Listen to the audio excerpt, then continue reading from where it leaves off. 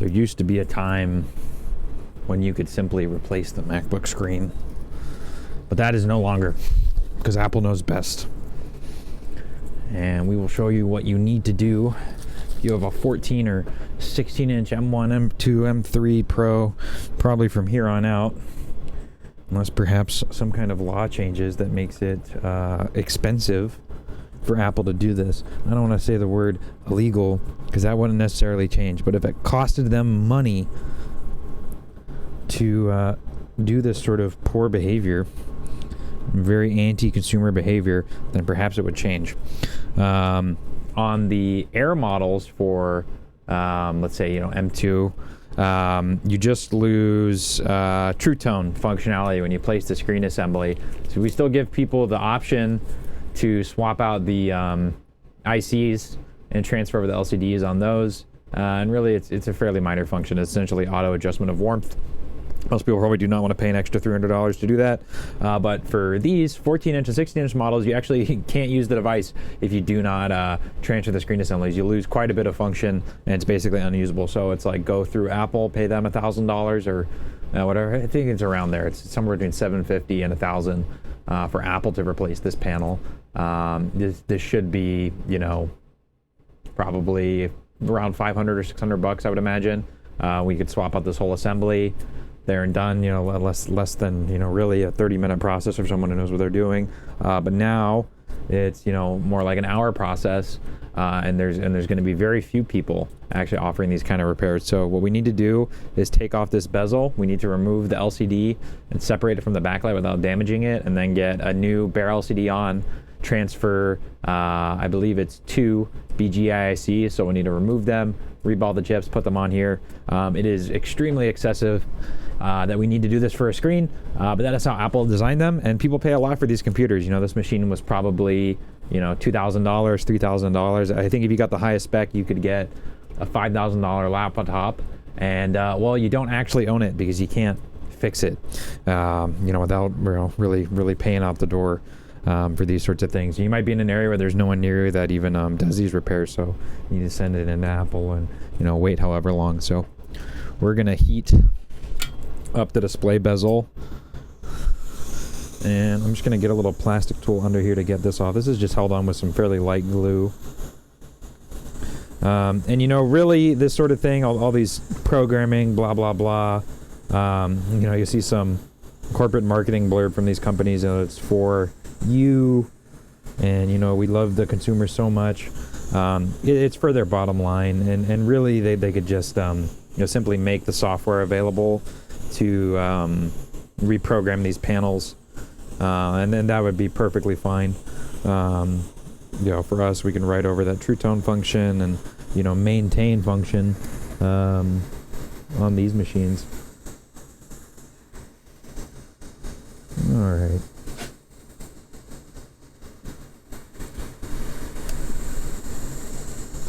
And once I can get this up on one section, I'm just going to get a plastic tool under here. I probably just put some...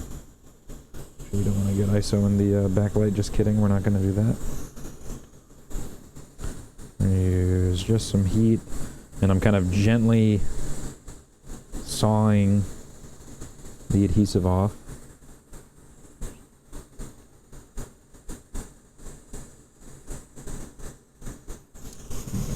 Tool. I think I'm going to turn my hotter down to like 100. Hopefully avoid melting my little plastic cards.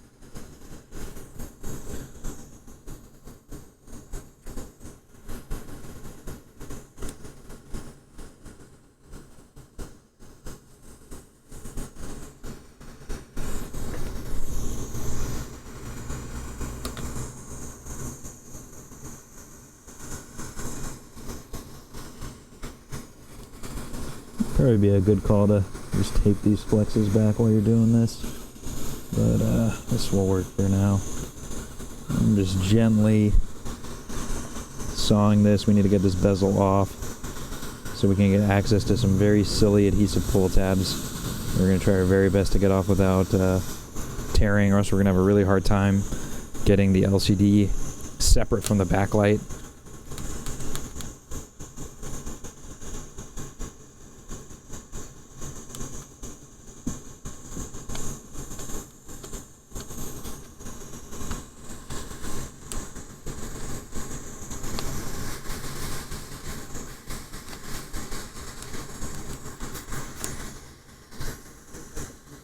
Yeah, man, go for it.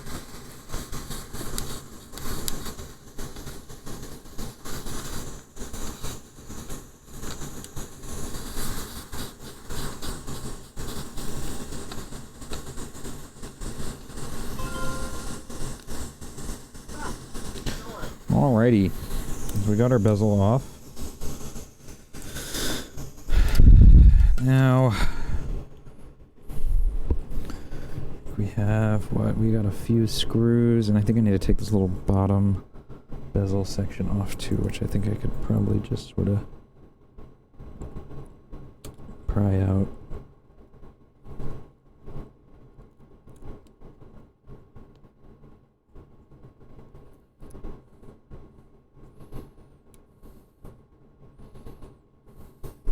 Screws. I'm gonna go grab a screwdriver. Actually, these are all T3s, and I have it right here.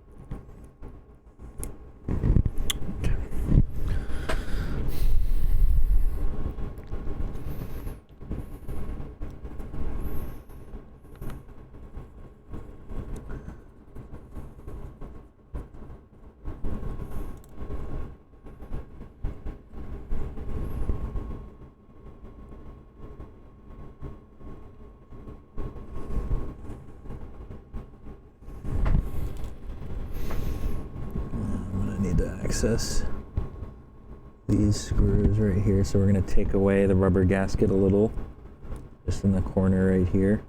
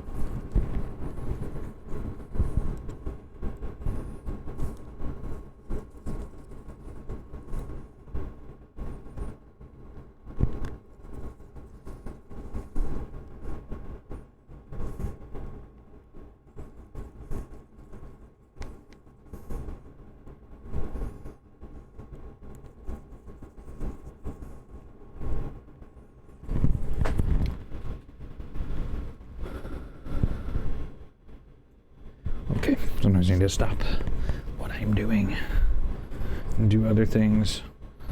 It is better to record things when the day is over. But this person's going out of town next week, and I had a feeling I might do this over the course of a couple of days. So I thought I would at the very least get the LCD off today, and I wanted to make a video on this because of how silly it is.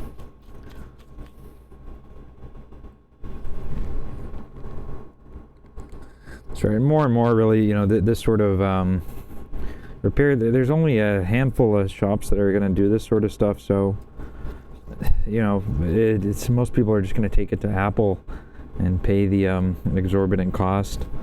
Not to say, you know, it's not like we're doing this cheap. It is fairly skilled work, and it does take a long time. But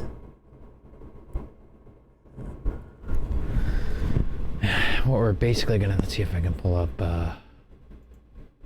microscope too. You know, I have all this stuff kind of set up to do board repairs, as it were. So I just want to show the microscope cam. Let's just switch that over.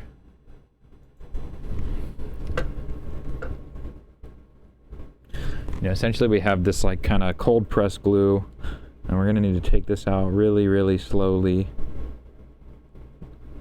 And what you generally want to do is just get, you know, some tweezers.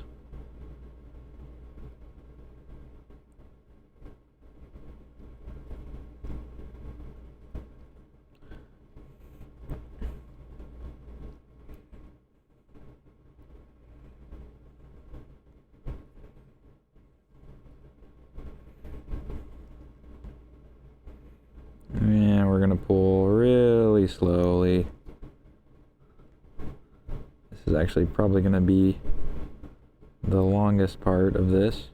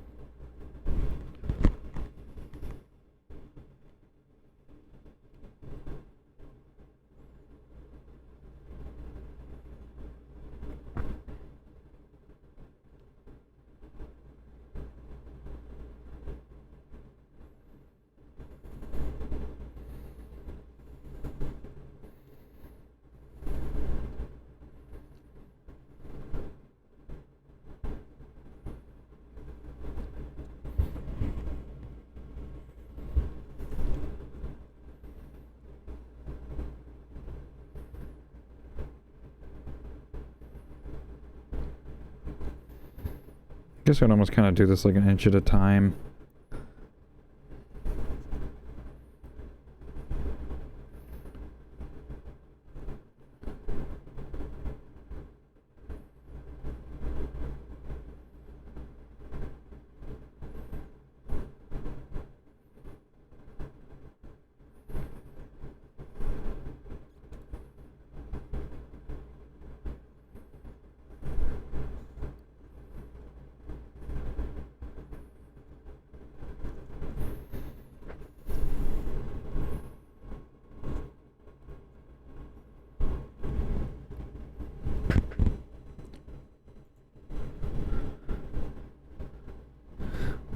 I've seen a couple people make videos of this process, but a little bit more edited. I'll probably leave this mostly unchanged so people can get an idea of how long it takes.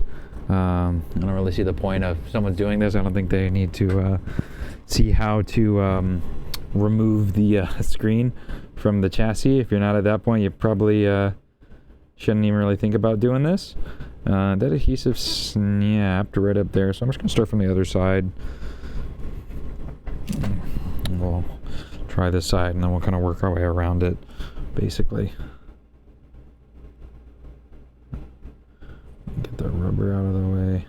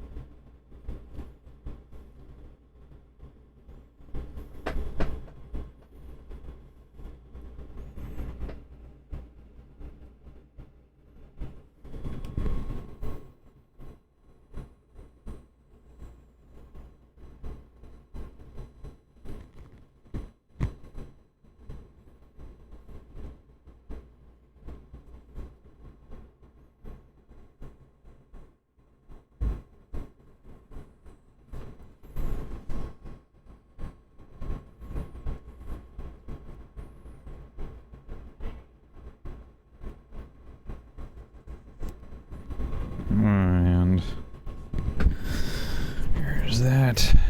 But I might need to just see if I can't grab onto that adhesive again.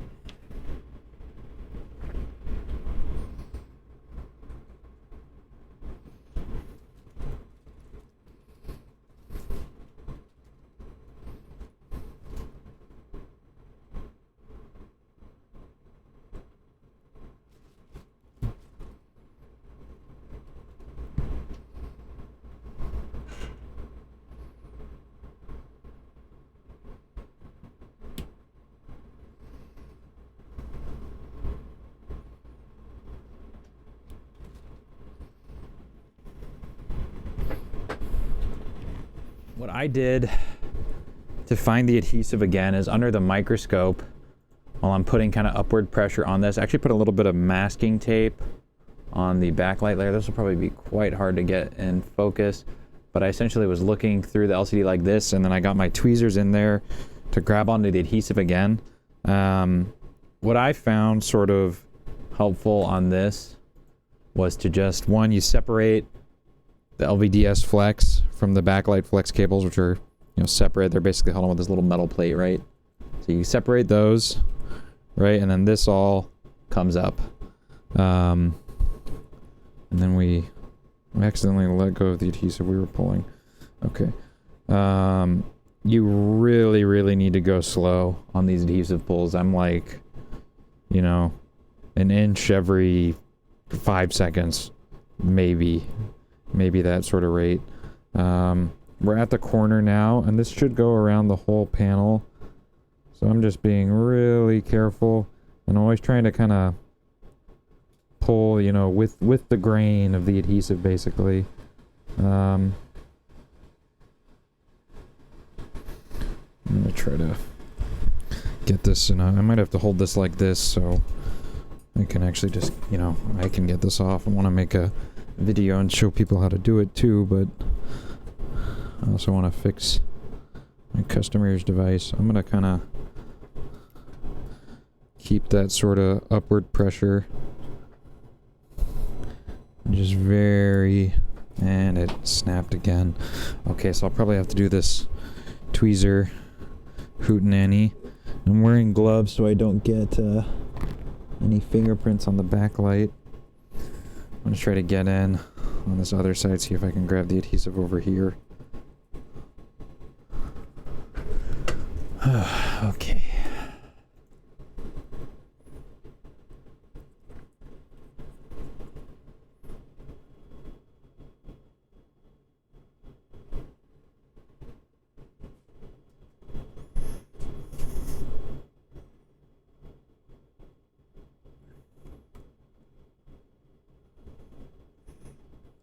See the adhesive right there. I'm gonna get tweezers in, give them a twist. Now it's just hard to get a grip on this thing, really.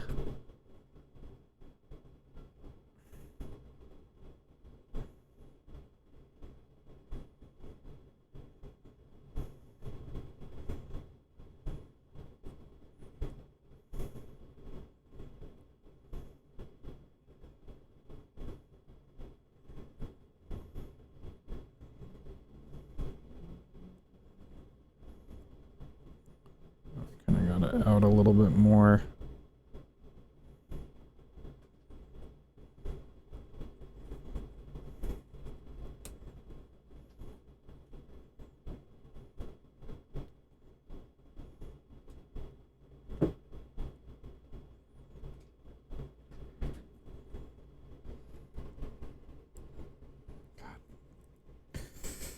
Darn it. Gosh dang it is what I was gonna say.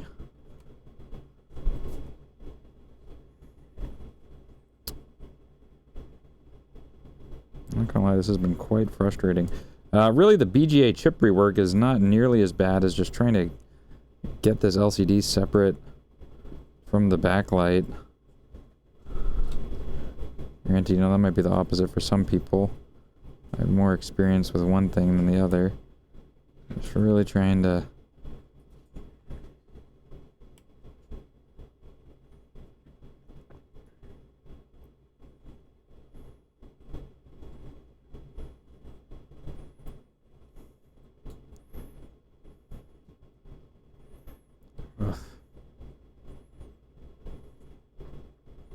Why, Apple?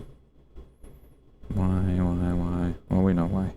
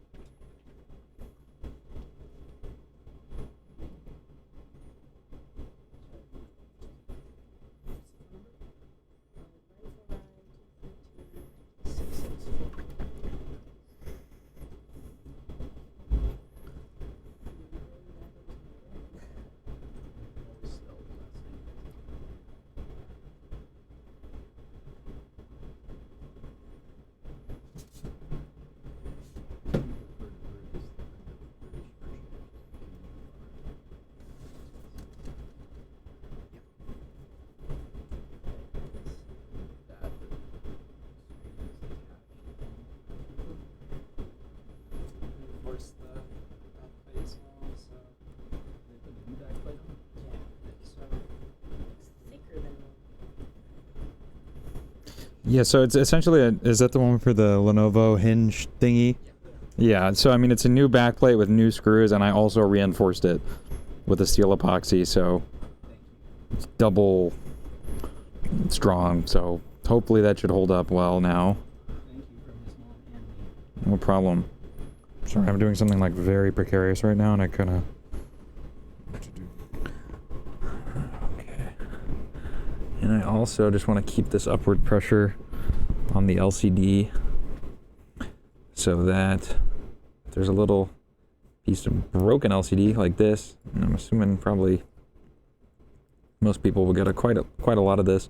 No, it's not going to put pressure on the backlight and break it.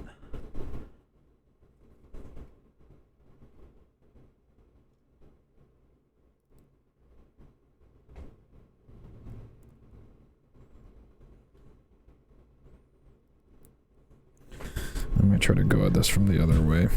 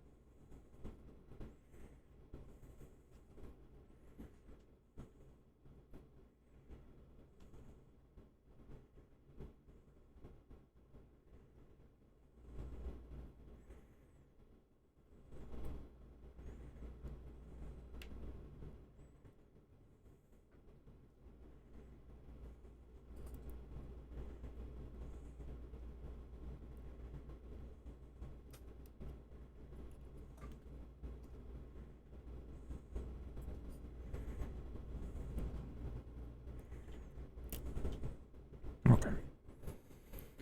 All right. Jesus Christ. I do want to carefully get these pieces off right here.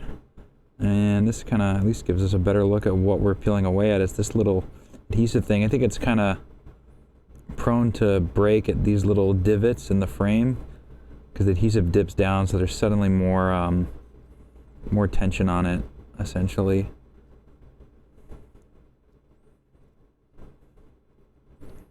This right here will just very slowly spin away.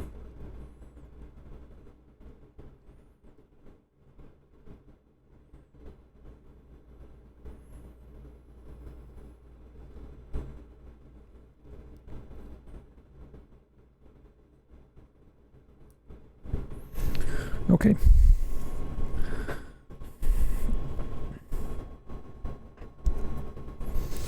That was very annoying.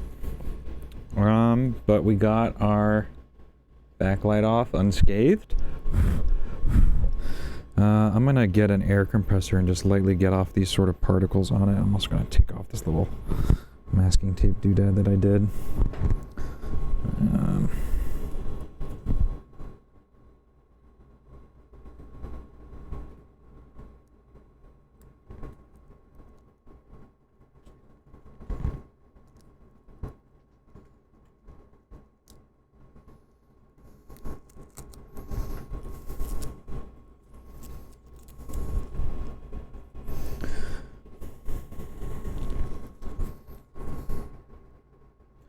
Okay, I'm gonna go ahead and say the hard part is over. I honestly think just separating this thing is, well, maybe not.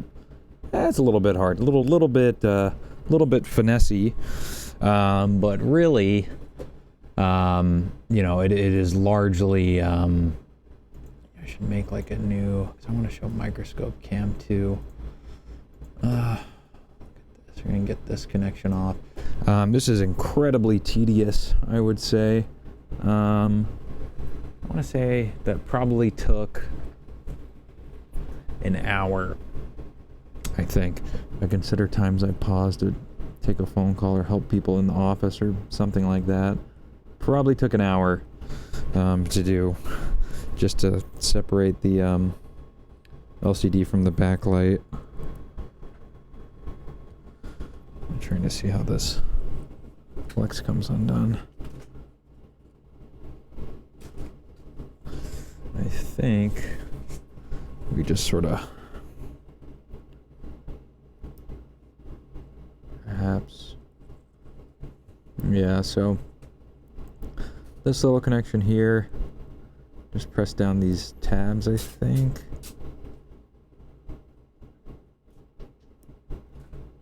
And then it just slides out like so. This is like a self-locking sort of tab. I will set this aside, so we don't need that right now. And then we need to get off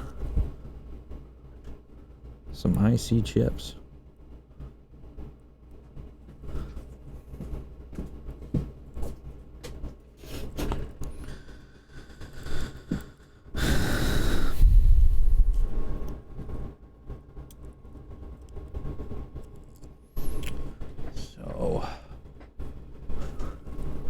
You're gonna need 2 chips off of here.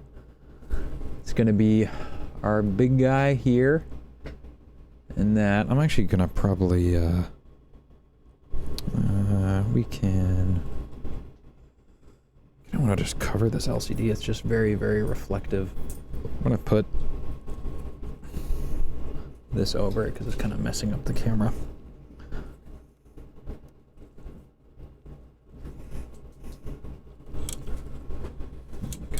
That's kind of in the way. All right, well, we'll get these chips off first, and then we will reball them, and then we'll prep the new screen. We don't really care about damaging our LCD on this because it's already thoroughly destroyed from, well, it was already broken, and then we had to remove it, so now it's even more broken. If I can find my special tweezers.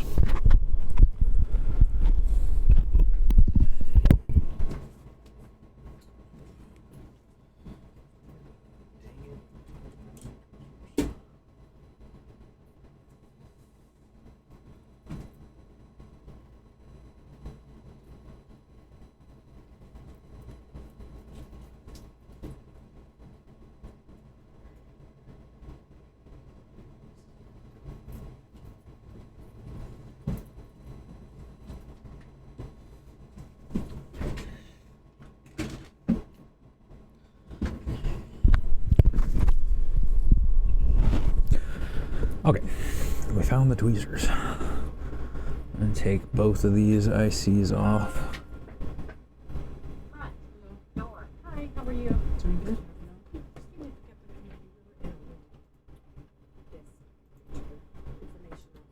Hey, how? They have this one right there with the thumb drive in it left. Yeah, that. There's already a time machine backup on there. Oh yeah. And you can basically plug that into another Mac, pull the data off of it, or you can restore a machine from it. Right here. You can restore it on here if I needed to. Is that what you're saying? Or? Yeah, any Mac you could restore that backup onto. Okay. And this needs a. That does need a new battery for sure. I wouldn't really throw money at that computer. We do have other, we have MacBooks we sell too. Yeah. So this MacBook's really shot. Is that what you're saying? Yeah, I mean, it's like a 2013 machine. I don't know if I'd really throw money at that. Okay. I don't really recommend it, I guess. So,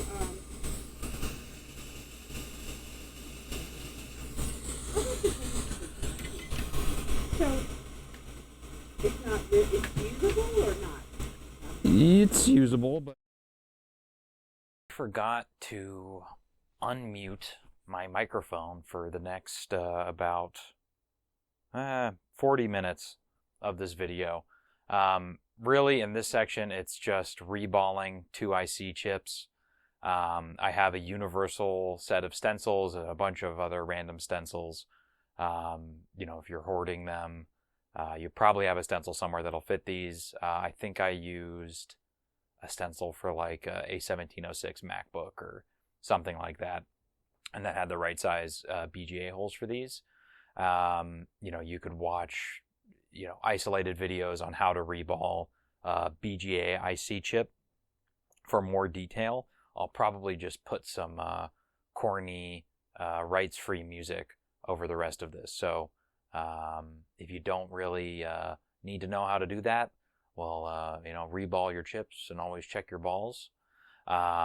Another thing, I also didn't really get a recording of me resealing this, so that's not going to be in here. There was another good video from someone on this process. It's very cut down. It's maybe a 10-minute video. But, you know, basically, once you get the IC chip transferred on, you're going to fold over the daughter board flex thing on the LCD back onto the metal plate with some double-sided shock-absorbing tape. I just used some Tessa tape, maybe 5 millimeters wide. Put that on. You kind of bend the flexes back into place. You know, you get it looking like the LCD did originally with the new, not broken LCD after you get your chips soldered over. The whole soldering process is going to be shown here in the video, but I forgot to record the audio. That is basically it. And then the last 3 minutes of the video were, you know, the next day after I already closed up the thing and tested it. You know, if you got questions, send a comment. I'll try to answer them, but I probably won't. So, you know, maybe next time I get one of these in, I'll do a little more of an organized video here. You know, you can see right here on the small IC chip, I think there maybe was a little bit of the coating was stripped off, but we just wicked that off and it's all good. If you are doing this at home, I wish you good luck. It was a very frustrating repair. And then I will be talking again in maybe the last 3 to 4 minutes of the video.